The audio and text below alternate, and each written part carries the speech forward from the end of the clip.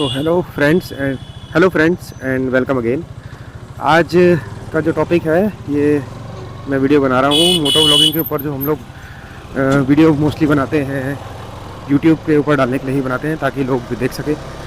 तो उसके अंदर जो हम एस्पेक्ट रेशो यूज़ करते हैं वो मोस्टली हम यूज़ करते हैं 16:9 की, जो कि हमारे टीवीज़ पे और हमारे मोबाइल पे हमें ऐसा लगता है कि पूरी स्क्रीन को कवर कर रही है, जो कि बहुत पॉपुलर एस्पेक्ट रेशो है। लेकिन एक रेशो होती है 4:3 की रेशो, जो हमारा पूरा सेंसर को कवर करती है, जिसमें हमारा कैमरे का पूरा सेंसर यूज़ होता है, हमारे एक्शन कैमरे का, नॉट द मोबाइल कैमरा। क्योंकि हम जब मोटो व्लॉग करते हैं मोस्टली हम एक्शन कैमरे से ही करते हैं। अभी जो मैं कर रहा हूँ वीडियो बना रहा हूँ ये DJI का एक्शन 2 है, आप बोल सकते हैं DJI का GoPro है ये। DJI का काफ़ी अच्छा कैमरा है ये। तो इसके अंदर मैंने भी पहले जितने भी मोटो व्लॉग बनाए हैं वो 16:9 की रेशो से ही बनाए हैं। और ये इस तरह का जो फुल फ्रेम मोड होता है ये हर कैमरे में मौजूद होता है। अगर आप इंस्टा 360 का एक्शन कैमरा यूज़ कर रहे हैं या उसका कोई कैमरा यूज़ कर रहे हैं तो उसके अंदर इस मोड को उसको फ्री फ्रेम मोड बोला जाता है। और GoPro के अंदर हीरो 11 ब्लैक के बाद से इस रेशो को बोला जाता है 8:7, जिसमें कि पूरा सेंसर वो कवर करता है। अब 16:9 के बजाय इस रेशो में वीडियो को शूट करने से, अब मेरे DJI में तो 4:3 ही मैक्स है, तो इसके अंदर 4:3 के अंदर मैं 4K और 2.7K के अंदर वीडियो रिकॉर्ड कर सकता हूँ। और DJI के सारे कैमरों के अंदर ये जो है एस्पेक्ट रेशो मौजूद है। तो अब इस रेशो के अंदर वीडियो शूट करने का एक बेनिफिट जो मुझे लगा मोटो व्लॉगिंग के अंदर, वो खासतौर पे ये लगा कि जब हम 16:9 के अंदर शूट करते हैं तो जैसे कि अभी मैं बैठा हूँ, मेरी मोटरसाइकिल जो है थोड़ी स्लाइटली लीन फॉरवर्ड है, स्पोर्टी स्टाइल की मोटरसाइकिल है, फुल फेयरिंग वाली है, तो मैं थोड़ा आगे को झुक के बैठा हूँ। तो क्या है, थोड़ा सा व्यू कुछ इस तरह का आता है। कई बार ऊपर का व्यू हम रोड का व्यू नहीं दिखा पाते, खाली नीचे का स्पीडोमीटर का व्यू आ जाता है। और कई मोटरसाइकिलें बिल्कुल अपराइट होती हैं जिसके अंदर हमारा नीचे का व्यू नहीं आता। अब 16:9 क्या होता है, 16:9 एक आपको विड्थ तो पूरी दे देगा लेकिन हाइट कम देगा।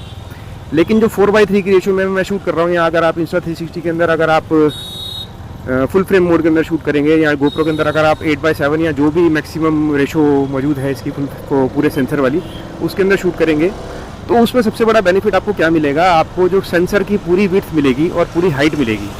मतलब कि विड्थ तो आपकी मेरे ख्याल से मोटी 16:9 की जो रेशो होती है, 16:9 की रेशो उतने के बराबर ही होनी चाहिए, लेकिन जो हाइट होती है वो पूरी ज़्यादा मिलेगी आपको। तो उसमें क्या है, जैसे कि अगर कुछ मैं सामने का दिखाना चाह रहा हूँ, कुछ ऊपर कुछ है, जैसे मैं कुछ दिखाना चाह रहा हूँ, थोड़ा व्यू कट गया, लेकिन मैंने आपको बोला कि मैं किसी चीज़ के बारे में बात कर रहा हूँ और मैं देख रहा हूँ कि वो मेरे व्यू में ही नहीं आई, वो थोड़ी ऊपर रह गई 16:9 के अंदर मैं शूट कर रहा हूँ, तो और वो उस चीज़ को मैं कवर नहीं कर पाया क्योंकि मैं 16:9 के अंदर शूट कर रहा था। तो मैं क्या कर सकता हूँ, जब मैं एडिटिंग कर रहा हूँ, एडिटिंग किसी भी ऐप में हो जाएगी, बेसिक ऐप VN के अंदर भी हो जाएगी जो फ्री में आप अपने फ़ोन में यूज़ कर सकते हो। DJI है तो DJI की मीमो ऐप के अंदर कर सकते हो।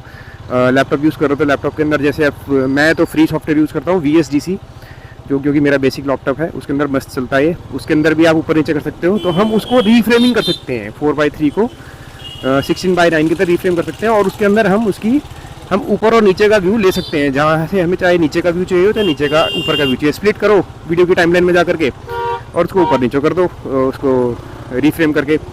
और दूसरा एक सबसे बड़ा वीडियो का जो इस रेशो के अंदर वीडियो शूट करने का मेरे को बेनिफिट एक ये लगा, मैं तो खल पर्सनली नहीं बनाता हूँ, जो वर्टिकल वीडियोज़ होते हैं राइडिंग वाले बहुत कम ही मैंने डाले होंगे, 1-2 अपने व्हाट्सएप के स्टेटस पे ऐसे ही टशन मारने के लिए। तो जैसे अगर आप इंस्टाग्राम पे डालते हो या अगर आप टिकटॉक यूज़ करते हो, कहीं पे टिकटॉक कुछ लोग कर रहे हैं अभी भी इंडिया में यूज़, तो उसमें आप 9:16 की रेशो यूज़ करते हो जो कि वर्टिकल होती है। तो उसके लिए क्या करना पड़ता है, अगर तो आपके कैमरे में पोर्ट्रेट मोड नहीं है, पोर्ट्रेट में शूट करने वाला mode, not the other portrait mode, तो उसमें क्या है, आपको अपने कैमरे को फ्लिप करना पड़ता है, जैसे DJI के और कैमरे उसको आपको फ्लिप करना पड़ता है। या अगर मैं इसको भी मैं करूँ तो मेरे को ये DJI का मेरा एक्शन 2 है, इसको मेरे को फ्लिप करना पड़ता है, लेकिन इसको वर्टिकली फ्लिप करके लगाने का, माउंट करने का ऑप्शन बहुत मुश्किल है। टेढ़े मेढ़े माउंट इसके ऊपर लगाने पड़ते हैं, मैग्नेटिक माउंट टेढ़े मेढ़े करके लगाने पड़ते हैं, तो वो सही नहीं लगता, वो सेफ भी नहीं होता है। तो अगर मैं 4:3 के अंदर इसको शूट करूँगा तो मैं वर्टिकल क्रॉप बिल्कुल अच्छे से कर पाऊँगा। अभी जो मैं शूट कर रहा हूँ, ये शूट कर रहा हूँ मैं 2.7K 50 FPS और फील्ड ऑफ व्यू वाइड रखा हुआ है। इसकी जो स्टेबलाइजेशन है रॉक स्टेडी रखी हुई है। रॉक स्टेडी जो है सबसे बेसिक स्टेबलाइजेशन होती है इस कैमरे के अंदर। अगर मैं स्टेबलाइजेशन ऑफ कर दूंगा, स्टेबलाइजेशन को बिल्कुल मैं 0 कर दूंगा, तो मेरे पास बिल्कुल ही और भी ज़्यादा वाइड और टॉलर व्यू मिल जाएगा, क्योंकि जब भी हम स्टेबलाइजेशन यूज़ करते हैं, EIS जिसे बोलते हैं, इलेक्ट्रॉनिक इमेज स्टेबलाइजेशन हम यूज़ करते हैं, तो वो हमेशा हमारे व्यू को क्रॉप करता है उसको स्टेबलाइज करने के लिए, ताकि वो शेक्स और जिटर्स को कम कर सके। तो अगर नॉर्मली हम तो अपना स्टेबलाइजेशन ऑन ही रखते हैं, तो मैं रॉकस्टेडी ही यूज़ करता हूँ, जो कि सबसे पहली है। उसके बाद रॉकस्टेडी प्लस भी आती है इसके अंदर, जो मैं कभी यूज़ नहीं करता हूँ। और फील्ड ऑफ व्यू मैंने रखा हुआ वाइड, इसके अंदर मैं field of view standard D of भी कर सकता हूँ। उससे क्या होता है, जो डिस्टॉर्शन होती है जिस पे वो कम हो जाएगी, पर मैं वो यूज़ नहीं करता हूँ। मेरे को वाइड वाली जो इसका व्यू है मोटरसाइकिल के ऊपर, वो ज़्यादा अच्छा लगता है। कार में भी मैंने इसका वाइड ही और अल्ट्रा वाइड यूज़ किया है। अल्ट्रा वाइड में डिस्टॉर्शन थोड़ी साइड में ज़्यादा आती है, जिसके अंदर सिलेंड्रिकल लुक जो आता है, फिश आई वाला जिसे आप बोल सकते हैं। तो अगर मैं अल्ट्रा वाइड में शूट करूँगा, मेरे को और भी ज़्यादा विड्थ मिल जाएगी। तो ये होता है कि अब मैं इसको अगर क्रॉप करूँगा 16:9 के अंदर, तो मैं आपको बीच में ये क्रॉप करके दिखा दूँगा। और अगर आप इस वीडियो को ऐसे ही डाल देंगे 4:3 के अंदर बिना कोई क्रॉप करे, आप अपना वीडियो जब बनाना शुरू करेंगे, एडिट करेंगे, उसमें पहले बेसिक जो मेन आपकी एस्पेक्ट रेशियो है उसको आप सेलेक्ट करिए 16:9 वीडियो की। उसके अंदर ये वीडियो की फाइल को इंपोर्ट कर दीजिए जो आपने 4:3 के अंदर शूट करी है।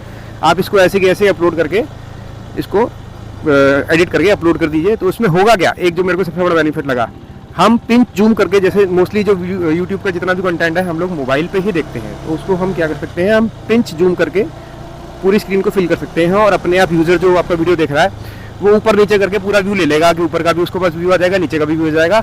अगर आप इसको पिंच जूम नहीं करेंगे तो आपके दोनों साइड्स में ना एक छोटे छोटे बॉर्डर रहेंगे। मैं आपको डाल के दिखाऊंगा, ये वीडियो मैं बिना इसको जूम करे भी डालूंगा। 16:9 के अंदर ही मैं इसको एक्सपोर्ट करूँगा, बिना जूम करे भी डालूंगा। और मैं 16:9 का स्क्रीन फिल करके भी आपको दिखा दूँगा कैसा है। और अगर आप उसी में आप इमेजिन कर पाएंगे कि आप वर्टिकल अगर इसको कट मारना चाहेंगे, वर्टिकल में पूरा सेंसर की टॉलरेंस विड्थ आएगी इसके अंदर आपके पास, अगर हम 9:16 के अंदर इसको वर्टिकली क्रॉप करेंगे तो ये मेरे को सबसे बड़ा बेनिफिट लगा। मैंने इंडिया में किसी भी यूट्यूबर को या किसी भी मोटो व्लॉगर को इस टॉपिक के ऊपर बात करते हुए नहीं देखा है। करते होंगे यूज़ लोग, पर मैंने उनको बात करते हुए नहीं देखा। जो मेरे को पर्सनली फील हुआ कि कई बार जैसे क्या होता है, जैसे मैं इस मोटरसाइकिल पे बैठा हूँ, अब मैंने थोड़ा सा लीन फॉरवर्ड हूँ तो मेरा कैमरा थोड़ा नीचे हो गया। अगर मैं कोई, इसके बाद मैंने किसी अपने दोस्त की मोटरसाइकिल चलाई और वो अपराइट वाली है, जो इसकी सीटिंग पोस्चर बिल्कुल अपराइट है और मैं उसके ऊपर बिल्कुल सीधा बैठा हूँ। अब मेरा कैमरा मैंने नीचे एंगल कर रखा है, इस मोटरसाइकिल के हिसाब से एंगल सेट कर रखा है ताकि ये ऊपर का व्यू मेरे को थोड़ा अच्छा दे। अब मैं अपराइट वाली मोटरसाइकिल पर बैठ गया तो मेरे कैमरे का व्यू पॉइंट जो है वो चेंज हो गया, लेकिन मैं वो करना भूल गया। लेकिन अगर मैंने 4:3 की रेशो सेलेक्ट करी हुई है तो उसमें मेरे पास जो व्यू ऑलरेडी बहुत सारा आ रहा है, मतलब टॉलर व्यू आ रहा है और वाइडर व्यू आ रहा है। तो उसके अंदर मैं क्या उसको कंपनसेट कर सकता हूँ कि अगर मैं एडिट के अंदर कर सकता हूँ कि मैं रीफ्रेमिंग करते टाइम मैं सेलेक्ट कर सकता हूँ कि मेरे को कैसा व्यू दिखाना है। क्योंकि अगर 16:9 के अंदर मैं शूट कर रहा हूँ तो कुछ ना कुछ नीचे ऊपर से छूट जाएगा। तो अभी मैं वीडियो को यहीं ख़त्म करूँगा और